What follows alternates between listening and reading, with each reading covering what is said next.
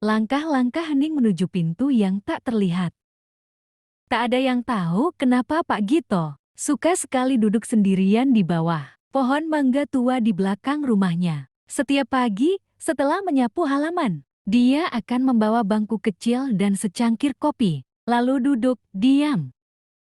Orang-orang kampung sering menyangka, mungkin Pak Gito sedang mengenang istrinya yang sudah tiada. Tapi tidak, Pak Gito sedang berjalan. Bukan berjalan kaki, bukan pula berjalan ke masa lalu. Ia sedang menapaki langkah-langkah, hening menuju sebuah pintu yang tak terlihat oleh mata biasa. Pintu apa itu?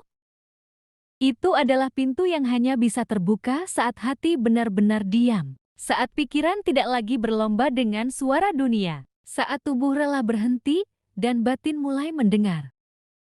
Awalnya, Pak Gito juga tidak tahu. Ia hanya merasa dunia semakin bising, tetapi hatinya semakin kosong. Ia mencoba lari ke kesibukan, tapi justru semakin lelah. Sampai akhirnya, ia memutuskan untuk berhenti. Bukan menyerah, tapi berhenti. Untuk diam.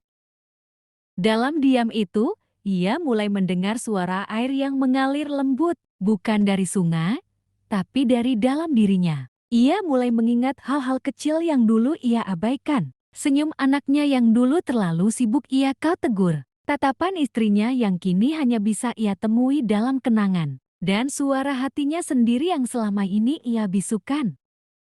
Hari demi hari, Pak Gito belajar melangkah dalam keheningan. Bukan langkah kaki, tapi langkah hati. Sampai pada suatu pagi, ia tersenyum. Aku sudah sampai, bisiknya pelan.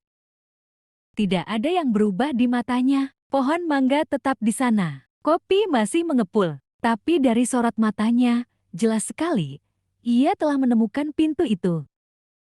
Dan di balik pintu itu, ia menemukan kedamaian yang tidak pernah ia temukan di dunia yang ramai.